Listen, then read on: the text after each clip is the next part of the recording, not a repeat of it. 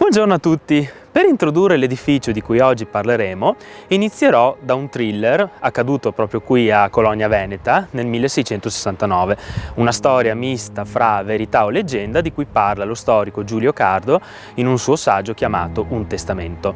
Siamo nel 1669 e a Colonia Veneta vivevano due nobili, uno di questi si chiamava Stanislao Stanga, l'altro si chiamava Matteo Grazia. La cosa curiosa è che vivevano in edifici che tuttora esistono, perché lo Stanga abitava nella villa che si trova in via Dante, di fronte all'ampio parcheggio, e Matteo Grazia invece abitava in un edificio al numero 46 oggi di via 20 Marzo.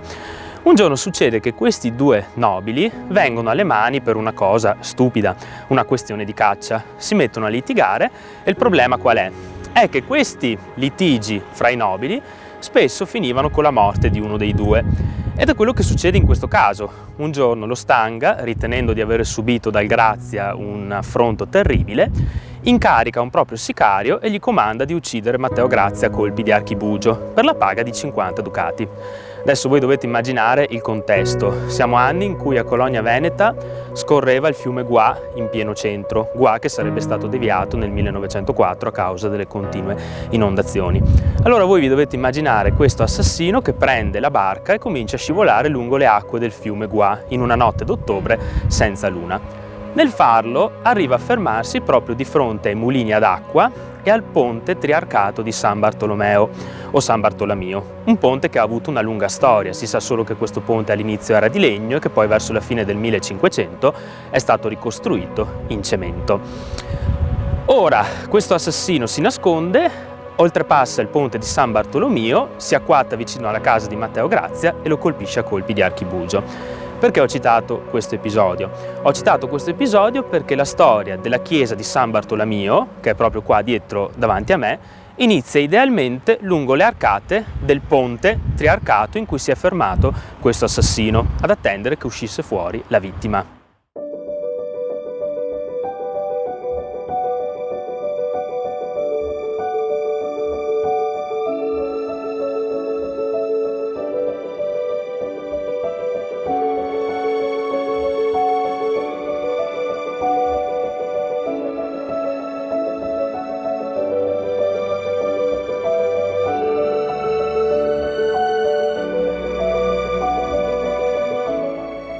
La storia di questa chiesa inizia nel lontano 1376, quando un signore colognese di nome Nicola Cardo di Benvenuto, proprietario di una casa posta nel luogo dove c'è ora l'attuale centro giovanile e in corrispondenza proprio del ponte di San Bartolomeo, decide di istituire un ospedale proprio in questo luogo, che si sarebbe chiamato Ospedale di Santa Maria della Misericordia, forse ampliando un beneficio preesistente lasciato da un monaco di nome Bonaguisa di Braco ai poveri di Colonia nel 1257. Questo sarebbe stato il primo ospedale di Colonia Veneta.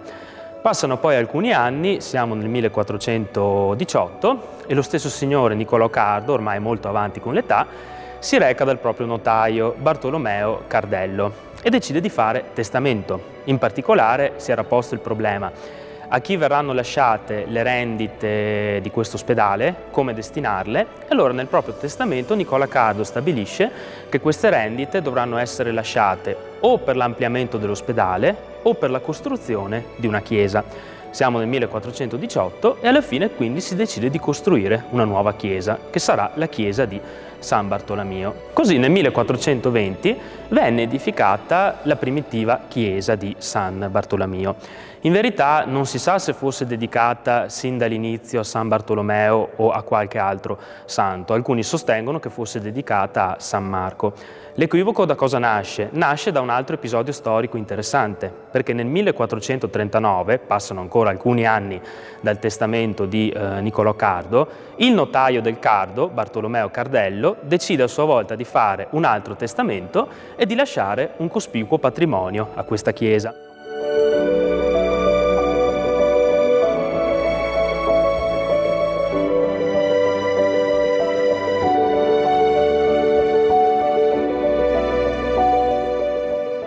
Questa chiesa veniva considerata come una cappella autonoma pur all'interno della parrocchia di Colonia Veneta, una cappella autonoma con un proprio sacerdote autonomo eletto dallo stesso comune di Colonia Veneta e che veniva stipendiato dal comune per tenere delle messe. Il suo stipendio poteva variare dai 34 ducati ai 50 ducati. Per esempio nel 1852 sappiamo che il suo stipendio era proprio di 50 ducati e questa storia della cappellania si è protratta sino al 1959, quando è morto l'ultimo rettore di questa chiesa, Don Girolamo Cerra, nato nel 1885.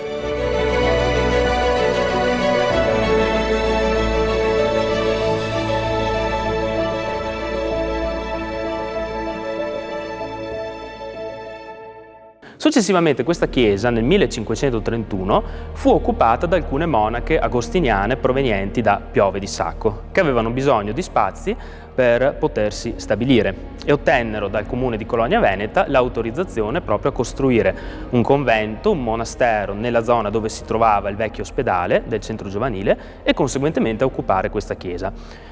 Le monache poi nel corso degli anni divennero sempre di più e non avevano più spazio per poter stare in questa chiesa, così si rese necessario costruire nel 1535 quella che è l'attuale chiesa di Santo Spirito in via Cardo.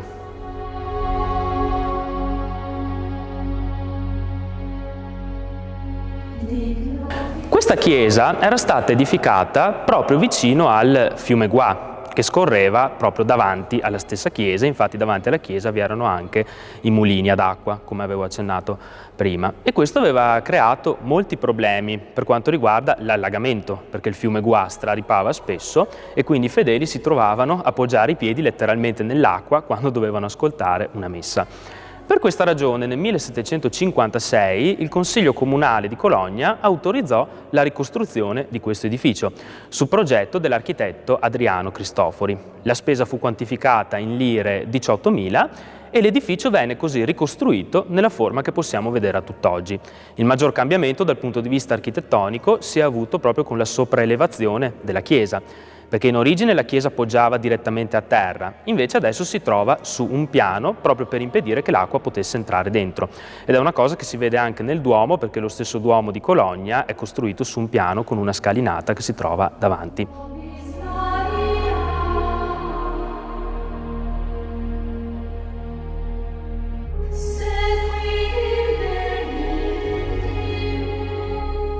Questa chiesa, come dicevo, è sempre stata attigua ad un ospedale, l'antico ospedale collocato dove si trova il centro giovanile e che sarebbe stato in quella posizione sino al 1831 addirittura, quando poi fu spostato in via Chioggiano e da via Chioggiano al luogo dove si trova ora l'ex complesso delle Cappuccine con la chiesa di San Pietro.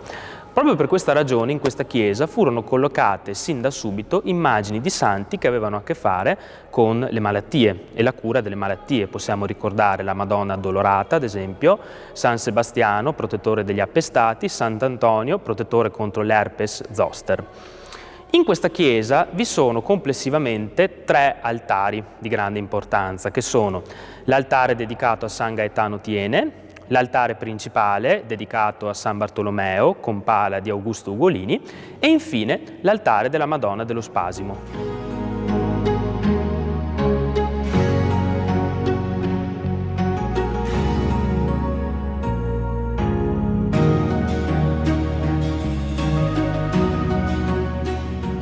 L'altare che si trova qui dietro di me ha una storia curiosa perché è l'altare della Madonna dello Spasimo.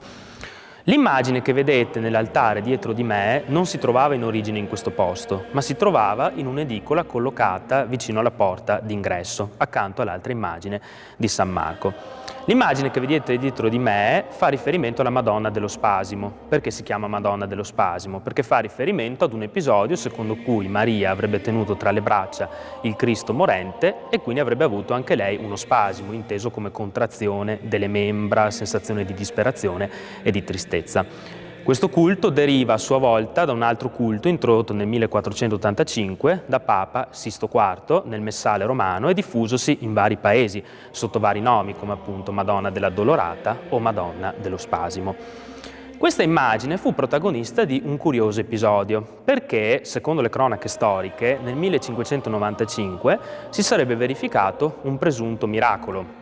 di fronte a questa immagine, cioè alcuni soggetti malati in cura presso l'antico ospedale si sarebbero recati davanti a questa immagine e la Madonna sarebbe apparsa davanti a loro, battendo gli occhi, alzando le braccia al cielo e dispensando molte grazie. Questa storia fece molto scalpore nei dintorni, tant'è vero che il vescovo di Vicenza in persona che cosa fece? Convocò una commissione addirittura di teologi che si insediò a Cologna per istruire un vero e proprio processo canonico per verificare l'autenticità di questo miracolo. Alla fine il miracolo non fu dichiarato propriamente autentico, ma il culto della Madonna dello Spasimo rimase per moltissimi anni, anzi centinaia di anni.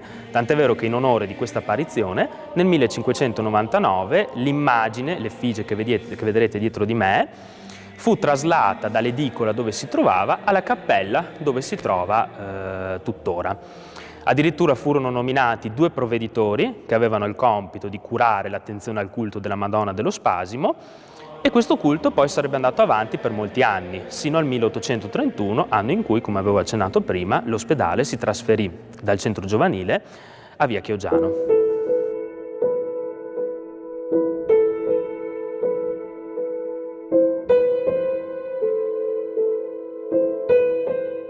Quello che non tutti sanno è che in questa chiesa sono custodite molte lapidi tombali di eminenti personaggi storici colognesi. Una di queste è un vero e proprio sepolcro che è custodito attualmente all'interno della sagrestia e dentro, secondo quanto narra il Cardo nella storia su Cologna Veneta, si troverebbero le ossa di un bambino morto il 28 giugno 1433. Questo bambino era il figlio di un signore che si chiamava Pietro Giampaolo Orsini. Ora, il nome di Pietro Giampaolo Orsini potrebbe non dire molto ai più, però è un personaggio storico che ha avuto a che fare con la famosa battaglia di Maclodio, combattuta il 17 ottobre 1427 tra i milanesi e i veneziani che si erano trovati a dover contenere le mire espansionistiche dei Visconti di Milano. La battaglia di Maclodio era rimasta famosa perché dentro agì un personaggio, Francesco Bussone, detto il conte di Carmagnola, che era il conte di Carmagnola della famosa tragedia del Manzoni. E questo Pietro Giampaolo Orsini era un comandante delle truppe della Lega Veneziana che intorno al 1427 prese stanza proprio qui a Cologna. E nella sagrestia sono custodite appunto le ossa di uno dei figli di questo signore Orsini, morto il 28 giugno 1433. L'iscrizione sulla lapide, in caratteri gotici, dice: «Qui giace il corpo del piccolo figlio del grande e potente signore Pietro Giampaolo Orsini, compagno di Manu Polli e forte comandante delle truppe di questo territorio, che morì nell'anno del Signore 1433, il giorno 28 del mese di giugno».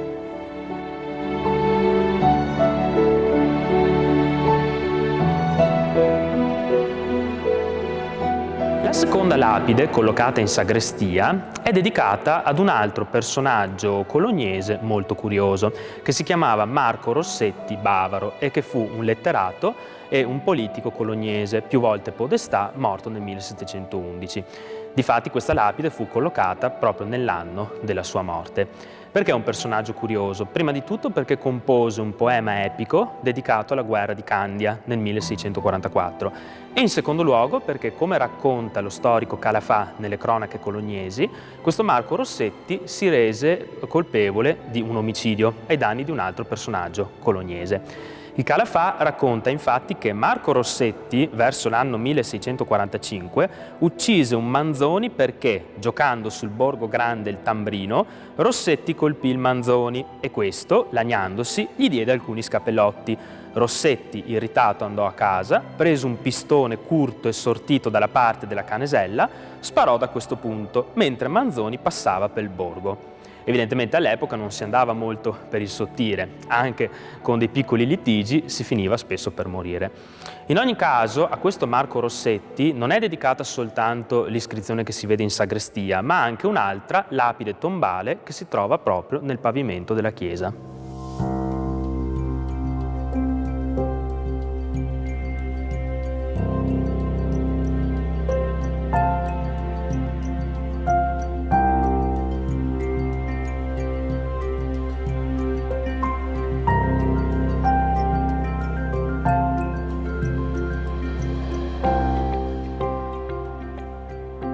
L'ultima lapide tombale che adesso vediamo appartiene ad un altro personaggio storico di cui in verità non si sa granché. Infatti è un personaggio abbastanza enigmatico, le cronache storiche non ci dicono nulla.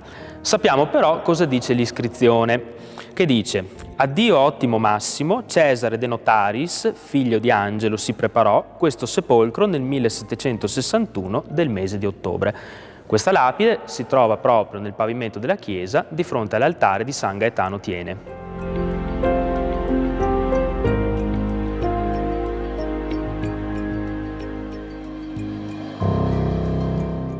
Qui invece potete vedere il campanile. Dentro sono collocate due piccole campane a corda dal suono molto antico, probabilmente fuse attorno al Settecento.